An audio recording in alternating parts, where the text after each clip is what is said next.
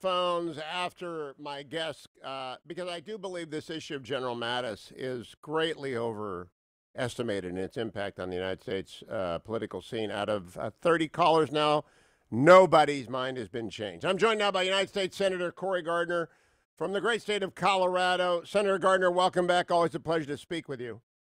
Good morning. Thank you so much for having me on. Would you give us an update on how the unrest impacted Denver and other areas in Colorado on the West Slope as well as the Denver side? You know, we've had some absolutely incredible moments of protesters' voices being raised, and rightfully so, to respond to the murder of George Floyd.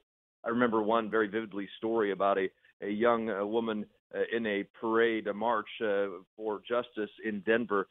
She was standing next to the chief of police in Denver, and her comment to the chief was, "I'm tired, chief." And I'm sure she's tired because of what's happened and the injustices that need to be addressed. But then, as in too many cases across the country and our cities, the protesters were replaced by those who don't have justice on their mind but have violence on their mind. And we saw that happen in Denver, and the response from police to try to stop the vandalism and the looting, and rightfully so. So what we have to do in this country is make sure that those voices of the people who want justice, who want equality, who want an end to racism that persists in this country today, that they're heard, they're acted upon, they're met with solutions. But the people who want to throw bricks through windows are met with jail.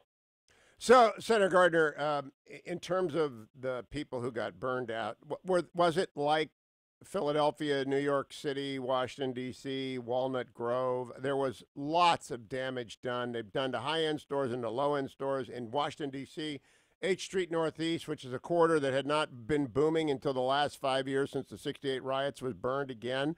Was the damage widespread in Denver? You know, it was very isolated to downtown, toward the Capitol area, Civic Center Park. You know, it was heartbreaking to see graffiti spray painted across our amazing capital, that icon of Colorado. It was heartbreaking to see vandalism and windows broken at a justice center that is named after Ralph Carr, a governor of Colorado who stood up against Franklin Roosevelt's order to detain Japanese Americans in internment camps during World War II. They vandalized that, and it's just, you know, we have to make sure that the people who want the attention taken off of George Floyd, Now, that we don't let them win. Senator Cory Gardner, 11 other people, in addition to George Floyd, have been killed during these riots. 11 other people. I don't see that covered much. I don't think your colleagues across the aisle quite give any attention to the victims of this violence in the way that they rightfully have given attention to George Floyd. I mean, I was talking about George Floyd with Lindsey Graham last week. I don't think there's a dissenting voice in the country that isn't shocked, but I am shocked that people are not paying attention to the loss of life and the loss of lives, economic lives, business lives, that these agitators, insurrectionists, as Tom Cotton called them, have caused. Well, you can't equate sort of the actions that are taken by people who are demanding change with the actions of those who are trying to, burn buildings down, and who are beating business owners who are simply trying to protect their lives savings. Because they are the ones who are going to overshadow this. But you're right. I mean, I think there is a disconnect amongst many of sort of the elitists in government who aren't seeing that. But I guarantee you, the people in places across the country are seeing it all too often, and that's why you see people who want an end to the violence, who want an end to the looting and the rioting. But we also have to not let that overshadow the actions we need to take. Now, I want to switch to the other big three stories: the virus, the attempted coup, is all I can call it, and General Mattis. First of all, the virus. Is Colorado reopened? Are you on a path? Your governor's been pretty aggressive, like Governor DeSantis in Florida, at urging that the economy get back to normal. What is the state? Yeah, I've worked closely with the governor. We've got different counties with different levels of opening. In fact, if you go to Grand Junction, Colorado, on the western slope, a county of about 170,000 people in population, they've had restaurants open since May 1st. And I went to a restaurant for the first time in like 3 months there last week, and I heard something I hadn't heard for a long time in this country. I heard joy. I heard people singing happy birthday. I heard people celebrating anniversaries. I heard voices raised in laughter. We're a social people, and that's why it's so important that we have this economy open. And for our economy's sake, we can't risk losing people through poverty and homelessness and food insecurity because they don't have an economy that provides them with jobs.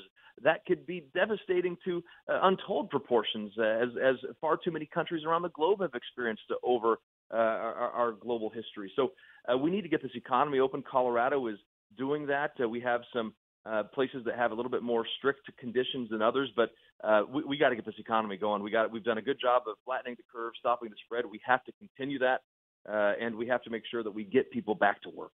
Now, to Rod Rosenstein, it was riveting for me to see him admit he's a fine man. He just didn't have a clue what James Comey and Andrew McCabe were doing. And maybe others in the law enforcement community or the intelligence community, we don't know yet.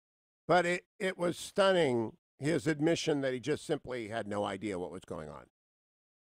Well, I am very concerned. Anytime you use this sort of the process that we saw from the highest levels of government to use insert political and politics and political-driven decisions, intel, you name it, into this process to try to impeach the president. So the American people rightfully need to know what happened. And then finally, General Mattis, his comments have been widely covered. I've taken almost 30 phone calls because I'm of the opinion he didn't change a single mind about November. What did you think of the comments? What do you think of the impact of the comments? Well, I certainly think there's a personality conflict between the president and General Mattis. I have great respect for General Mattis. And look, I think what this country needs is the president, the governors, our mayors, our leaders, everyone to work together to stop this violence, to make sure that our streets, when it turns dark, people aren't afraid. And there are people who are saying that they've been afraid before this, after it turned dark. And we have to change that. But let's make sure that this rioting stops, and that's where we have to work together.